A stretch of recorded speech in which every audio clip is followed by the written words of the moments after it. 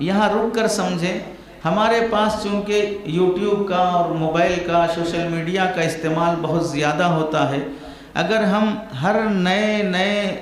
بیانات اور یوٹیوبرز چاہے اس ملک کے ہوں، پڑوس ملک کے ہوں، داڑھی والے ہوں، بے داڑھی کے ہوں، علماء ہوں یا پروفیسرز ہوں، ڈاکٹرز ہوں، کون صحیح ہے، کون مستند ہے، کون غیر مستند ہے، کچھ دیکھے سوچے بغیر ہر کسی کو سننا شروع کر لیے تو ایک دو مرتبہ ان کا بیان اچھا لگے گا، نتیجہ یہ ہوگا کہ ہوتے ہوتے انسان کا عقیدہ ہی برباد ہو جائے گا۔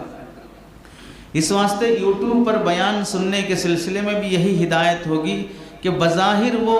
کرتے پیجامے میں دکھ رہا ہے، داڑھی ٹوپی میں دکھ رہا ہے، لیکن اندر سے وہ اسی بھیڑیے کی طرح ہے جو جان پر حملہ کر دے گا۔ ایسے ہی وہ شخص بھی جو بظاہر دیندار دکھ رہا ہے، اندر سے تمہارے عقیدے کو برباد کر دے گا۔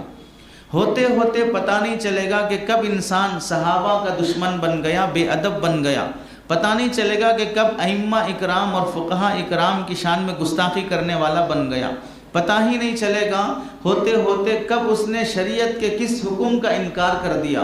چونکہ اس کی باتیں ہمیں اچھی لگتی ہیں۔ اس لیے جیسے ہمیں دین کی باتیں سننے میں انتخاب کرنا چاہیے کہ کس کا بیان ہم سنیں اور کس کا نہ سنیں۔ اگر کوئی آدمی یہ سمجھتا ہے دین کی بات ہے، کسی سے بھی چاہے سن لو، اس میں کیا خرابی ہے، ہر ایک کو دین کی بات کرنے کی اتھارٹی ہے، تو اس کا مطلب یہ ہوا کہ جیسے سمجھیں دین اور علم کی مثال شریعت نے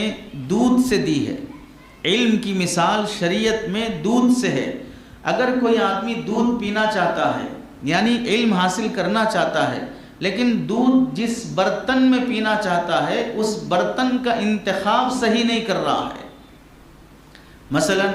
دودھ آپ بوتل میں بھی پی سکتے ہیں، دودھ آپ واش روم کے لوٹے میں بھی پی سکتے ہیں،